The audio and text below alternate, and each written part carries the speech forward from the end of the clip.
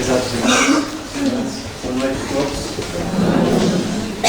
Bom, a gente vai procurar fazer um trabalhinho um pouquinho diferente hoje, sem falar muitas coisas, e colocar algumas imagens para a gente ver como é que é essa situação do pensamento, como é que ele opera em nossa vida. Então, esse trabalho ele foi baseado nesses dois livros, Pensamento e Vida, de Francisco Cândido Xavier, foi editado pelo Espírito de Emmanuel, e esse livro surgiu, Emmanuel recebeu, os irmãos já conhecem, sabe, é um mentor do Chico Xavier, né? Tem inúmeros livros que compõem a biblioteca espírita. Então, ele, no plano espiritual, eles receberam vários pedidos, né, de irmãos aqui da Terra, que tivesse um livro assim, que falasse sobre como se processa o pensamento, como é que ele atua na nossa vida. E aí ele fala que lembrou de uma cartilha, né? Essa cartilha, uma cartilha falada. E essa cartilha falada, ela é estudada por todos aqueles que vão reencarnar, que vão voltar aqui para a Terra e vão ter uma oportunidade de uma nova vida. Então, assim, antes deles virem nesta viagem que nós estamos fazendo agora, eles leem essa obra, estudam essa obra, essa cartilha. Então, com base nessa cartilha lá do plano espiritual, foi ditado esse livro por Emmanuel e Chico psicografou essa obra. Eu vou ler apenas um trechinho aqui que diz o seguinte: o nosso pensamento cria a vida que procuramos, através do reflexo de nós mesmos, até que nos identifiquemos um dia, no curso dos milênios, com a sabedoria infinita e com o infinito amor, que constitui o pensamento e a vida de nosso Pai. Olha só que parte interessante. Quando a gente faz um trabalho, uma exposição, a gente sempre tem que deixar uma mensagem principal. Essa aqui é a mensagem principal. O que nós vamos falar aqui, talvez não seja tão importante quanto isso aqui. Que o pensamento, o nosso pensamento cria a vida que procuramos. Então, assim, nós temos a vida diante de nós conforme aquilo que nós pensamos. E o nosso pensamento cria a vida que procuramos através do reflexo de nós mesmos. Então, assim, tudo que está nos acontecendo na nossa vida é um reflexo dos nossos pensamentos. Então, essa primeira parte que nós temos, eu acho que nós vamos fazer o seguinte: vamos trocar o aparelho aqui. Então, como nós íamos falando, Pensamento e Vida, então, uma obra psicografada por Francisco Cândido Xavier, ditado por Emmanuel. Fez uma cartilha que é estudada lá no plano espiritual. Foi feita essa obra, então são vários capítulos, e que são 30 capítulos. Eu sugiro para os irmãos que quiserem ampliar mais conhecimento sobre essa parte, dá uma olhadinha nessa obra. Essa obra nós temos aqui na biblioteca. Outro livro também interessante, Pensamento e Vontade, de Ernesto Bozano. Então, meus irmãos, o tema então, pensamento. O pensamento a gente acha que é lá do nosso cérebro, né, que é dessa massa, mas a massa não pensa, o nosso braço não pensa, o que pensa é a nossa mente. E o que é a nossa mente? É o nosso espírito. É onde vem todos os pensamentos e ela usa esse cérebro para pensar. Então, essa parte da matéria, simplesmente, ela é usada pelo nosso espírito, pela nossa mente. Tudo provém daí, tudo parte daí. E a vontade é o que direciona esses pensamentos. E a criação mental, nós conseguimos até nesse livro, assim, se os irmãos quiserem depois futuramente dar uma olhada, Pensamento e Vontade, então são estudos que foram feitos, né? Foi criado no século XIX, Sociedade de Investigações Psíquicas, na verdade no século XX, seria 1923. E aqui, então, eles fazem pesquisas com fotografias. E várias fotografias foram feitas em que a pessoa que estava sendo fotografada apresentava uma imagem com os pensamentos. Então, olha só a importância. O pensamento, ele cria imagens.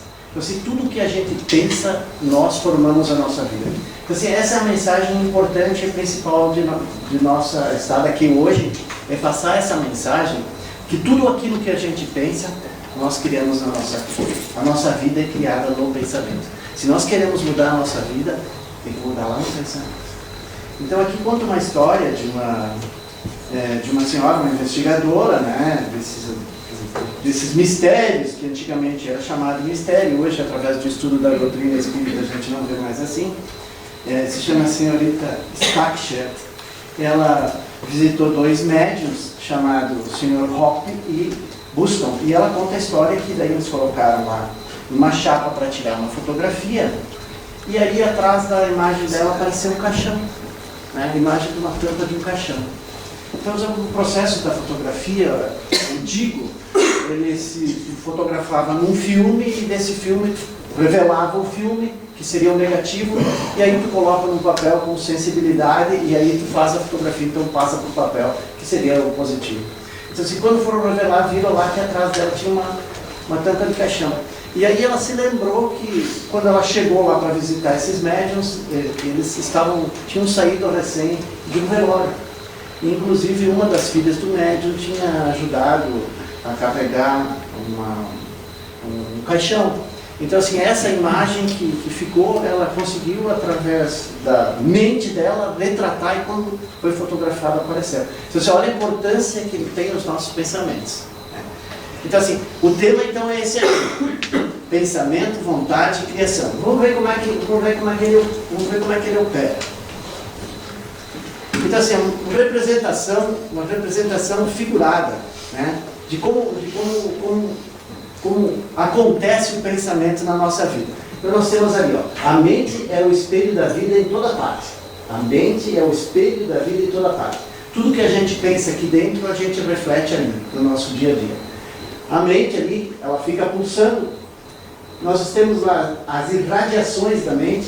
Então, assim, como um sol, ele fica... Nós somos uma energia. Então, assim, os clarividentes, as pessoas que têm esse poder de visão, eles não vão ver o nosso corpo como uma massa sólida, mas sim como pontos de luz, pontos luminosos. Então, assim, são faixas de luz. Quanto mais o bem a gente pensar, quanto mais o bem a gente fizer, mais luz nós vamos ter. Então, assim, os espíritos de luz, eles se identificam por essa luminosidade, né, de transmitir essa imagem de luz. Então, assim, nós temos ali a vontade, que vai coordenando esses pensamentos para onde a gente quiser. É aí que a gente controla e coordena os nossos pensamentos, com vontade. Então, assim, o que é o pensamento? É uma eletricidade, é uma força. Então, o pensamento é uma força eletromagnética. Então, quando a gente vai pensando ali, nós temos ali na terceira parte, ali, onde nós vamos dizer que está uma energia pulsando. Então, assim, aí os nossos pensamentos são uma energia que vai saindo. Então, nós temos lá a eletricidade e a energia dinâmica. Então, assim, essa energia dinâmica seria, assim, um casamento, né? A energia eólica. Então, essa é uma energia dinâmica em movimento. Estática, por exemplo, assim, é o sol, que bate, por exemplo, umas placas, onde tem água, acaba aquecendo a água. Então, assim, é uma energia estática. E o pensamento é uma força eletromagnética, então é uma força com eletricidade e magnetismo. Isso é importante, se muitas vezes a gente passa perto da televisão, a gente leva aquele choque, né? Muitas vezes até na porta do automóvel, a gente sente choque assim. Quando a gente usa uma blusa de lã, mas ela fica se batendo, é uma eletricidade. Então, assim, o nosso pensamento, a gente não enxerga, mas ele é assim. Então, assim, quando a gente fala, a nossa fala, o som, ele vai através do ar. O nosso pensamento, ele se transmite através do fluido cósmico universal. Então, assim, o que é esse fluido? É a base de tudo. É a base de tudo. Tudo foi construído com a junção desse fluido cósmico universal. Então, assim, a gente pensou e a gente acreditou muito tempo que Deus era um velhinho, né? Porque a nossa formação, todos nós, é uma formação judaica, cristã, né? Então, o que os judeus, antes de Jesus, lá, seguidores de Moisés, eles tinham um ensinamento de que Deus era um carrasco, era uma pessoa ruim, era uma pessoa que condenava, né? Que fazia as pessoas sofrerem. Esse conceito continuou. Porque chegou um determinado ponto, quando Jesus veio e ensinou uma nova coisa, que Deus era bom, que Deus era amor, que Deus nos amava, né? Que Deus não era o cara que condenava, que Deus queria o bem de todas as pessoas. E no final do século 300, o que eles fizeram? Eles juntaram tudo que Moisés ensinou, que ficou o Antigo Testamento, tudo que Jesus ensinou, que foi o Novo Testamento, e se formou o que nós conhecemos sobre o cristianismo, né? E então a nossa formação é judaica, no tempo de Moisés, e cristã, a partir do ano 1, né, primeiro ano, com Jesus. Isso foi uma fusão das duas coisas. Então, assim, muitas coisas que tem lá no Antigo Testamento, a gente tem aquele conceito de que Deus é uma pessoa, mas Deus não é uma pessoa. Então, através deste fluido cósmico, Deus está presente em nossa vida, está junto conosco em todo momento. Então, assim, a forma que nós estamos acostumados a ver Deus não é essa, não é dessa de uma pessoa, de um ser humano. Ele não tem uma forma física, ele tem uma forma energética, uma forma de fluido. Nós temos que ter consciência de que é importante nós sabermos disso. Primeiro, a existência de Deus. E aí a pergunta número 1 do Livro dos Espíritos, ela é muito clara. O que é Deus? Deus é a inteligência primária, Deus é a inteligência suprema, causa primária de todas as coisas. Esse é o começo de tudo. Esse é o princípio. Deus. Tudo que saiu a partir de Deus. Então, se nós temos que ter consciência da existência de Deus, da presença de Deus em nossa vida, e da atuação de Deus. Então, são três coisas importantes: a existência de Deus, a presença de Deus, porque Ele é onipresente, está em todos os lugares, e da atuação de Deus. Então, isso é importante. Então, assim, através do pensamento, nós vamos criando a nossa vida. É através do pensamento que nós vamos criando a nossa vida. Então, assim, a gente está sempre acostumado a se queixar do tempo. Vai chover, vai fazer frio, vai isso, aquilo. Quando a gente vai se dar conta, a gente só está falando em coisa ruim e a gente nunca se lembra de agradecer, né? Quantos de nós hoje, por exemplo, agradeceu a refeição, agradeceu por estar com saúde, né? Por ter uma roupa para se vestir, ter um lugar para morar? É poucos, né? É poucos. Então, assim, a gente reclama muito e se esquece de agradecer. Se esquece de agradecer. Então, assim, o centro de suas ondulações, aí a gente já falou que é no cérebro, né? Então, envolve tudo que a gente vai pensando. Nós estamos em contato com as pessoas. Se a gente chega perto de uma pessoa que está pensando mal, está falando mal, o que está acontecendo conosco? Essa energia está nos contaminando. Está ali atuando em nós. E nós atuando nessas pessoas.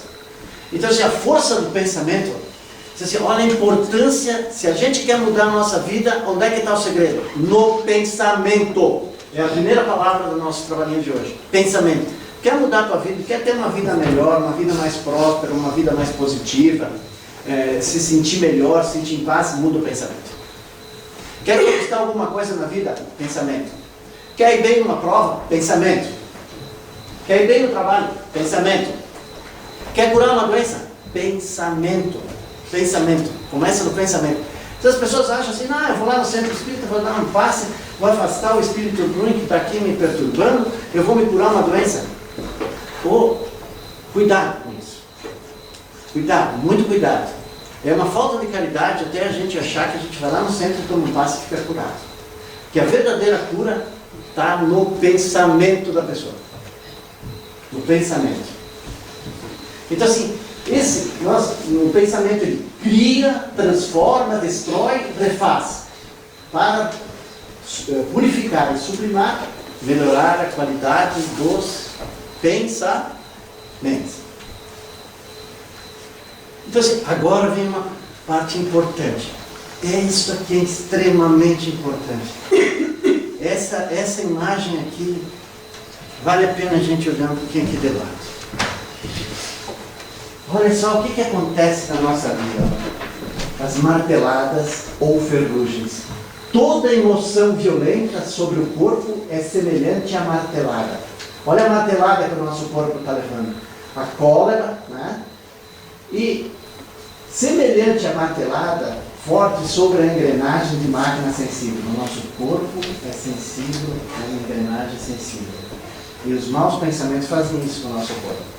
Aí isso se transforma num câncer, se transforma num AVC, em várias coisas. Por quê? Porque a gente não domina os pensamentos. Então assim, ó, e toda aflição animalhada é como ferrugem destruidora, prejudicando-lhe o funcionamento. Então assim, olha só, martelada e ferrugem. A gente aniquila o nosso corpo por causa da cólera, por causa das nossas aflições, das nossas preocupações. Assim, olha como é que é importante. Por que está sendo falado isso no Espiritismo? Por que está sendo falado sobre o pensamento? Alguém sabe me dizer? Por que nós estamos falando sobre o pensamento hoje? Alguém sabe? Não? Eu sei que tem gente que sabe. E assim, essa nossa conversa tem que ter participação das pessoas também. Por que será que o Centro Espírita se preocupou em trazer uma coisa e falar uma coisa sobre o pensamento?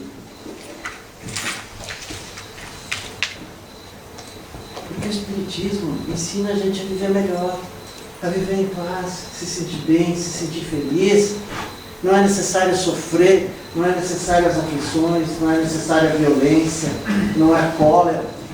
Então, assim, e se a gente, e não tem ninguém de nós que já não sentiu isso aqui, cólera ou aflição. E se a gente pode lembrar bem, no momento de raiva, assim, parece que tudo ficou corroendo por dentro. Né? Isso corrói tanto que acaba transformando o nosso esôfago, o nosso estômago numa úlcera. Não é isso? Sim, isso, muito bem. Como é teu nome? Gustavo. Lindo nome, Gustavo. Então, assim, quando a gente fala mal dos outros, o que faz? Uma martelada em nós. Eu acho que é na martelada da pessoa que a gente está falando mal? Não, é em nós. Porque está saindo de nós. Aonde? Do espírito, mente, vai lá no cérebro, bate lá no corpo. E aí o que só não tem como aguentar. O corpo é sensível. Então esse pensamento é uma energia. Quem coordena todo esse pensamento é a vontade. A vontade administra todos. Então assim, quando a gente está tendo um mau pensamento, a gente tem que atuar, aquele vértice assim, ó, da vontade. Não, esse aqui não serve para mim, eu não quero. Que é aquela segunda imagem que a gente mostrou ali. Então assim, quando a gente está sentindo que a nossa vida não está boa do jeito que está, o que a gente tem que fazer? Bom, a vontade vai direcionar esses pensamentos. Esse aqui eu vou barrar, esse aqui eu não quero. Então vai mudando. Então, quem gerencia toda a nossa mente é a vontade. Se a gente não tem vontade, aí a gente vai que nem aquela música lá, deixa a vida me levar. Né? Então assim, essa é uma música que, deixa a vida me levar, deixa acontecer, eu vou ver. Agora, se a gente pensar um pouquinho, tem um filme agora, é um desenho do Rei Leão, gosta do Rei Leão? Tem um filmezinho ali, e tem uma mensagem interessante nisso. Porque o cara nasceu para ter uma condição de rei, e ele não assume isso. E aí vai lá o macaquinho e diz para ele, tu tem que assumir a tua obrigação, o teu compromisso. E aí ele se dá conta, e aí ele volta lá no reino dele que está destruído, para ele assumir a responsabilidade. Então assim, nós temos que assumir a responsabilidade nossa. É a nossa responsabilidade com nós mesmos, não é de ninguém, não é do centro espírita, não é da religião, não é de Deus, é nossa. A responsabilidade pela nossa vida, pelos nossos pensamentos, é nossa. E quem coordena, quem dirige os nossos pensamentos? A vontade. A nossa vontade. Então nós temos ali 4 itens, o desejo, os propósitos e as aspirações, acalentando o estímulo ao trabalho. Então assim, o desejar ter as coisas, isso é importante, porque ele desenvolve as nossas aspirações, nos estimula para o trabalho, mas se a gente não tiver um controle da vontade, pode levar ao engano afetivo e séculos de reparação e sofrimento. Então, assim, aquela vontade de querer as coisas desmedida, né, a qualquer custo, pode nos custar muito caro. Mas é importante aquilo que a gente tem objetivos na nossa vida para alcançar, porque a gente pode, através do nosso esforço, do nosso trabalho, dar um dinamismo na nossa vida, fazer o nosso espírito evoluir e crescer. A inteligência, né, ela dilata os patrimônios da evolução e da cultura, mas pode aprisionar-se na criminalidade. Então, assim, esses indivíduos que muitas vezes a gente ouve na televisão, eles têm uma inteligência incomum. Incomum. Então, assim, de organização, de planejamento. É impressionante a inteligência desse camarada. Só que assim, eles usaram pro mal. Pro mal. Então, assim, a gente tem que usar a inteligência pro bem. A imaginação amealha as riquezas do ideal e da sensibilidade. Pode gerar perigosos monstros na sombra. A imaginação pode nos levar a um lugar bom, alcançar coisas boas, coisas positivas, como também, se nós não tivermos o controle da vontade, pode nos prejudicar. E a memória ativa as súmulas da experiência. Pode cair em deplorável relaxamento, se a gente não utilizar essa memória no lado positivo. Então, assim, nós já, acho que os irmãos lembram, uma passagem que Jesus chega na casa de Marta e Maria, e aí Maria começa a ouvir, senta ali nos pés de Jesus e começa, olha só, se nós tivéssemos Jesus, né, e a gente pudesse ouvir a palavra de Jesus. Então Maria ficou ouvindo o que Jesus estava ensinando, estava falando. E a Marta estava preocupada lá com os afazeres da casa, a comida, porque tinha os apóstolos, tinha os amigos, tinha que arrumar as camas. Ela disse, Jesus, diz para Maria vir me ajudar, tu não te preocupa que ela não me ajuda aqui? Aí Jesus, Marta, só uma coisa importa, né? A paz de espírito, né? Está bem, a Maria escolheu a melhor parte. E tu está preocupada com as coisas do mundo, tu não cuida da melhor parte, que é do espírito. Maria está cuidando, né? Então assim, desculpa, mestre, são os velhos hábitos. São os velhos hábitos. Então assim, nós estamos vivendo velhos hábitos. Se preocupando muito, demasia, com as coisas da matéria e não se preocupamos com a parte do espírito. Porque a nossa estada aqui é muito curta. É muito curta. Passa muito rápido. E o que conta realmente é a nossa vida espiritual, que é eterna. Então nós estamos aqui em passagem, cumprir determinadas normas, determinadas metas, uma programação de evolução, para que a gente possa chegar lá no plano espiritual, tu cumpriu tais metas, falta essa, tipo, tu vai voltar lá, tu vai cumprir essa. E vai fazer essa trajetória. Então, assim, se a gente se equivocar muito aqui e não cumprir nenhuma meta, a gente vai ter que voltar de novo, recuperar todas aquelas que a gente deixou para trás, e aí continuar. Então, assim, se a gente já sabe disso, se a gente teve a oportunidade de, através do Espiritismo, compreender que a nossa estada aqui é passageira, que nós estamos aqui em processo de evolução, vamos começar logo. Então, assim, velhos hábitos muito arraigados. É um rio de hábitos de muitas experiências. Vivemos a maneira de embarcações no curso da correnteza, no rio de hábitos aos quais nos ajustamos sem resistência. Assim, a gente se acostuma a, quando acontece alguma coisa, a gente faz sempre da mesma forma. A gente levanta de manhã, faz as mesmas coisas, chega de noite, faz as mesmas coisas, no dia seguinte, a mesma coisa, a gente vê, sexta-feira, sábado, domingo, começa tudo de novo. E não muda nada. Não muda nada. Fica uma rotina. Então, assim, o consumo de pensamentos alheios. Então, assim, a gente se acostuma muito a pensar da forma igual que os outros pensavam. Então, assim, tem uma historinha, né, que a pessoa pegava uma frigideira pequenininha, cortava o peixe em 2 pedaços, fazia o peixe em 2 pedaços. Aí um dia a filha perguntou para a mãe, por que tu corta o peixe em 2 pedaços? Não sei, foi a tua avó que fazia assim. Aí foi perguntar para a bisavó, não, é que quando nós casamos, nós tinha só uma frigideira pequenininha, não cabia o peixe inteiro, nós cortávamos em 2 pedaços. E ela continuava cortando, já tinha uma frigideira grande, mas ela continuava cortando em 2 pedaços. Então assim, nós temos que parar e pensar. O que eu estou fazendo aqui? Jesus, quando ele quando a primeiro encontro de Jesus, quando ele passou, São João Batista olhou para ele e disse assim, esse aí é o Messias. Estava João e Tiago junto, e aí quando João e Tiago olharam, foram atrás de Jesus, né? E aí Jesus disse, o que buscais? O que buscais? Então é essa pergunta que nós temos que nos repetir. O que nós estamos buscando? O que nós estamos buscando? Aí eles começaram a seguir Jesus, né? E aí tem um apóstolo, um dos apóstolos mais atuantes, né? João, né? Que por final lá cuidou de Nossa Senhora, né? Então assim, ao exagerar em nossa necessidade, afastamos-nos da simplicidade. A gente cria um monte de necessidade. E aí, por quê? Mas fulano tem televisão no quarto, tem televisão na sala, tem televisão na cozinha. Eu também tenho. Então assim, nós somos muito acostumados a ver que os outros têm, vou ter igual. E nem precisa, e às vezes só dá incomodação. E formamos um sistema defensivo à base da crueldade, ferindo o próximo e dilacerando a nós mesmos. Então assim, a gente acaba fazendo igual aos outros e não medimos aquilo que a gente, da maneira que a gente está agindo. Fuga das leis divinas. Com reflexo automático de pensamentos alheios. Estruturamos complicado mecanismo de cautela e de desconfiança, para além da justa preservação.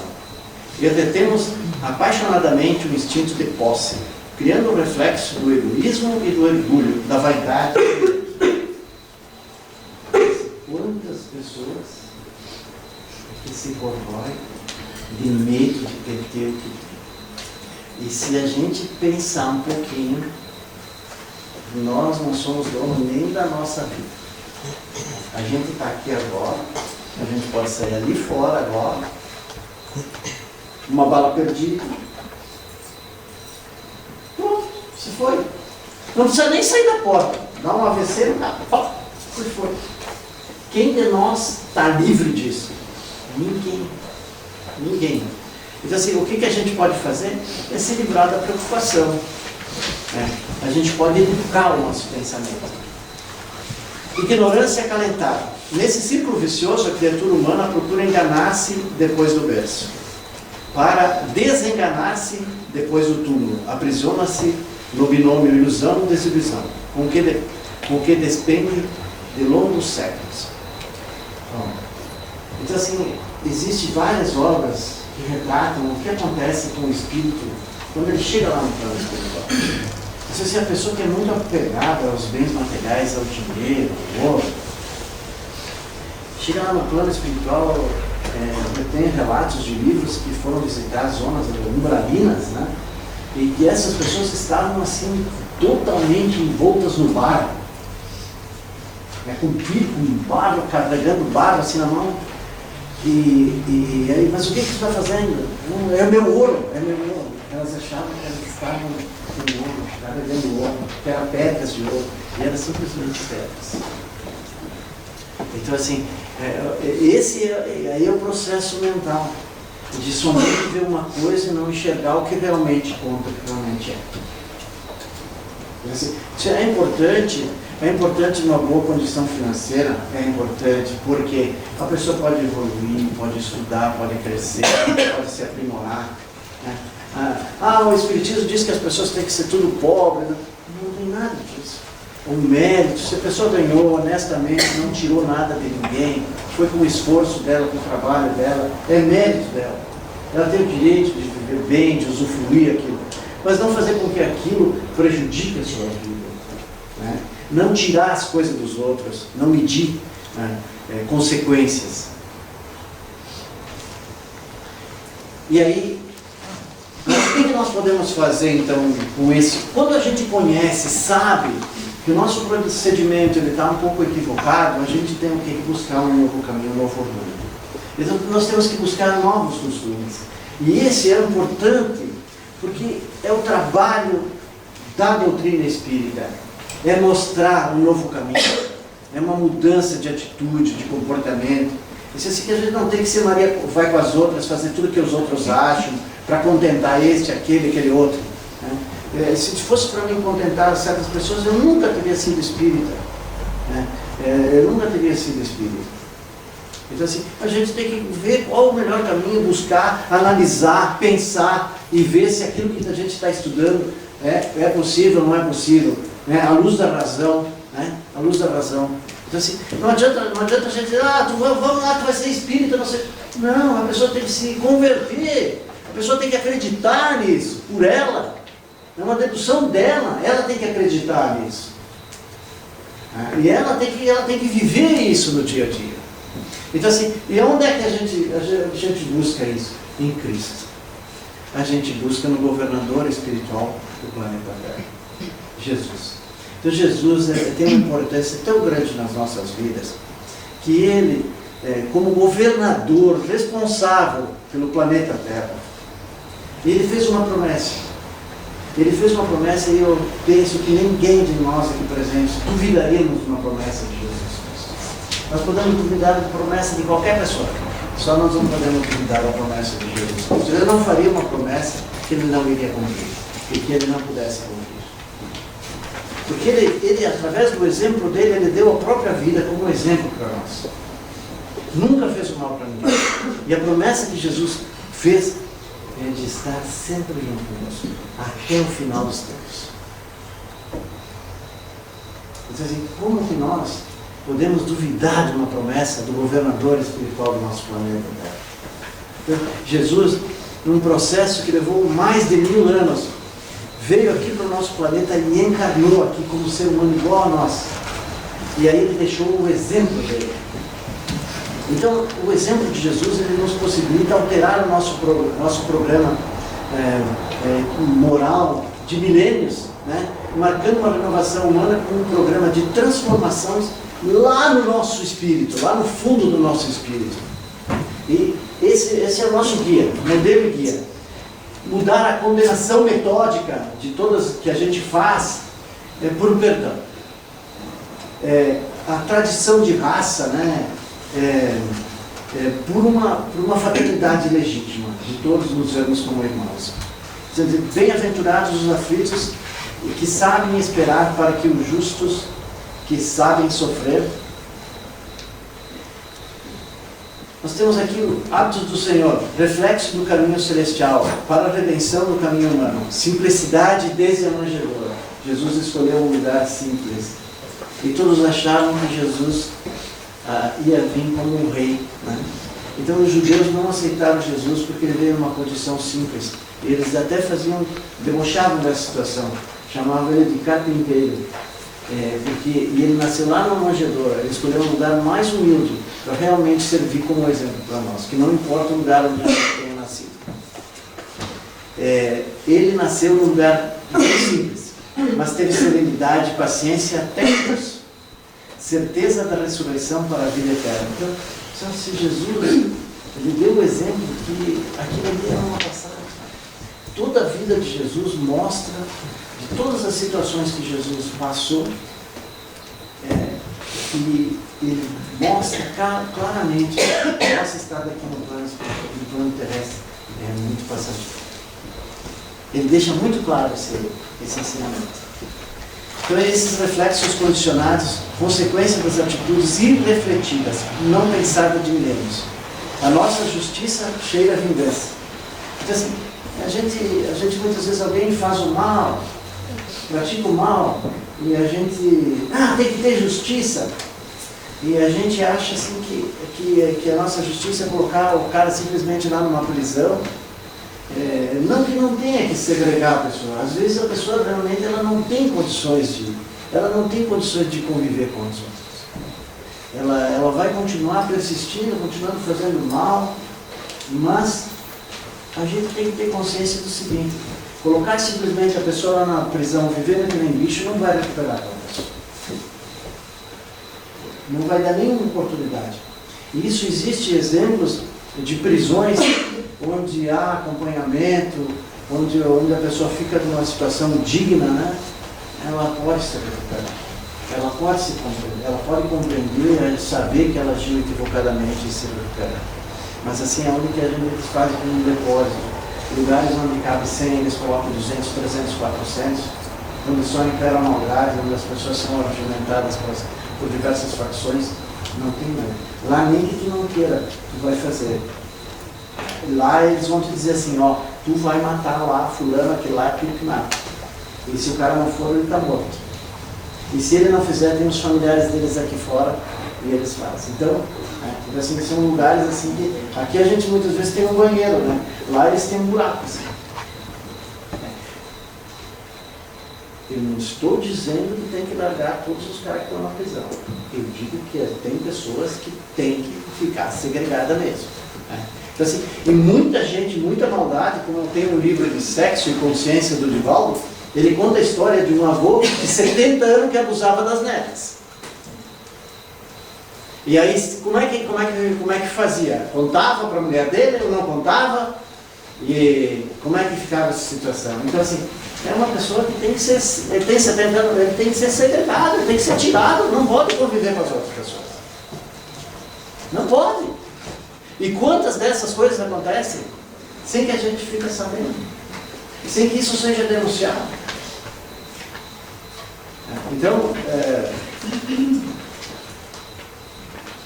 esse choque, né? A gente não pode continuar com o mesmo tipo de pensamento, porque se a gente não tiver uma nova postura, essa situação não vai mudar nada. A nossa justiça então cheira a vingança e o nosso amor ao egoísmo. E o nosso amor a egoísmo. Então a gente acha, por exemplo assim, quantos casos de feminicídio, se a mulher não quer mais o cara vai lá e mata. Quantos casos tem acontecido? Isso é um absurdo, o homem não é dono da mulher.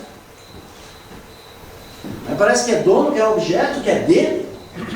Não existe mais isso. Isso é uma coisa que tem que terminar. Isso aí entra na responsabilidade do Espiritismo, é esclarecer isso aí. Que não, o nosso ser não tem sexo, nem feminino, nem masculino. Hoje nós estamos aqui, eu estou num corpo de homem, amanhã posso estar num corpo de mulher, a mulher hoje está num corpo de homem, amanhã está num corpo de homem, isso é possível. Nosso espírito não tem, é difícil a gente compreender isso.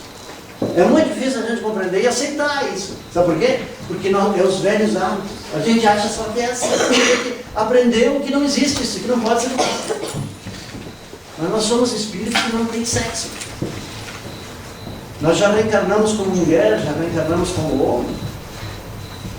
Muitas vezes o cara que é muito machão, que fica falando mal das pessoas, dos homossexuais, ele depois nasce numa outra vida lá e ele vem sofrer na carne aquilo que ele falou mal dos outros. Então assim, eu respeito a opção do cara.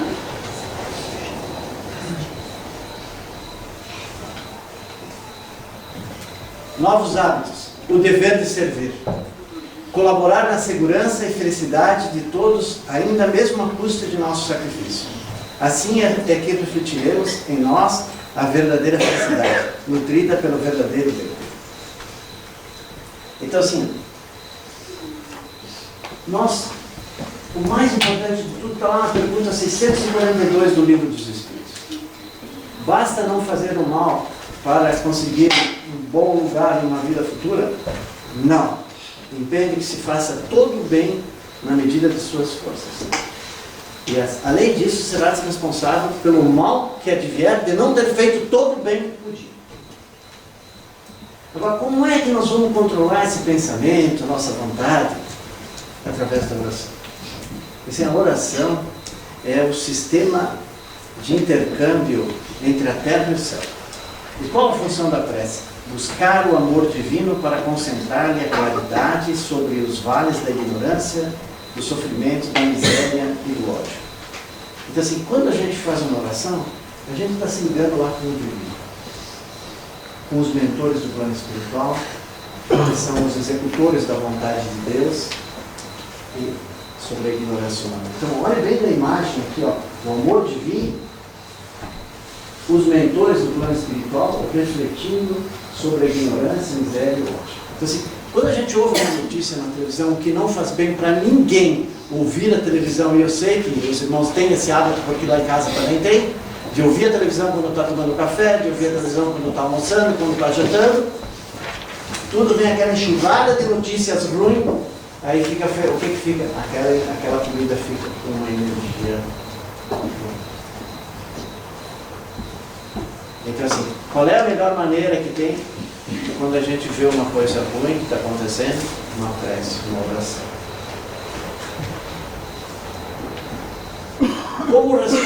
Como respondem os mensageiros divinos? As esferas superiores, a vontade que ora tange o coração, que sente, produz reflexos iluminativos, através dos quais o espírito recolhe em silêncio, sob a forma de inspiração e socorro íntimo, o influxo dos mensageiros divinos que lhe preside o território evolutivo, a lhe renovarem a emoção e a ideia com que se lhe aperfeiçoa a existência. Então, assim, quando a gente faz uma oração, a gente recebe esse reflexo, esse chuveiro de luz, que nos possibilita melhorar os nossos hábitos, os nossos pensamentos, corrigir as nossas imperfeições. Assim, essa imagem aqui que a gente colocou que é importante, a cólera e a aflição, o que acontece no nosso corpo, e essa outra imagem que eu gostaria de deixar aqui no final. A nossa mente é o espelho da vida em toda parte. Assim, a nossa mente, tudo que a gente faz, o nosso pensamento é um reflexo que nós temos ali. Mas se a gente vai fazer isso, é tão certo. Se a gente vai, vamos supor lá no mundo dos negócios, a gente vai fazer um negócio, a gente, isso não vai dar certo, não vai dar certo. Não vai dar certo. Se a gente é uma pessoa costureira, vai fazer uma roupa lá, não vai dar certo, não vai dar certo. A gente vai conversar com uma pessoa, eu vou me desentender com essa pessoa, vai se desentender. Então assim, pensamento, de onde vem? Da mente. Usa a mente, o nosso espírito, utiliza o nosso cérebro para pensar.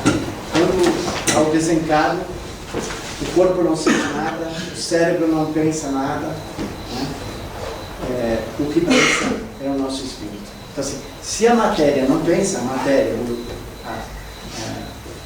o crânio, o cérebro não pensa, a matéria não pensa, por via de consequência o que pensa é o espírito, que é a nossa mente, que continua existindo e utilizando outros corpos. A irradiação da nossa mente, podemos, através da prece da oração, irradiar esses bons fluidos para as pessoas que estão encarnadas e também desencarnadas, e a direção desses pensamentos é através da vontade.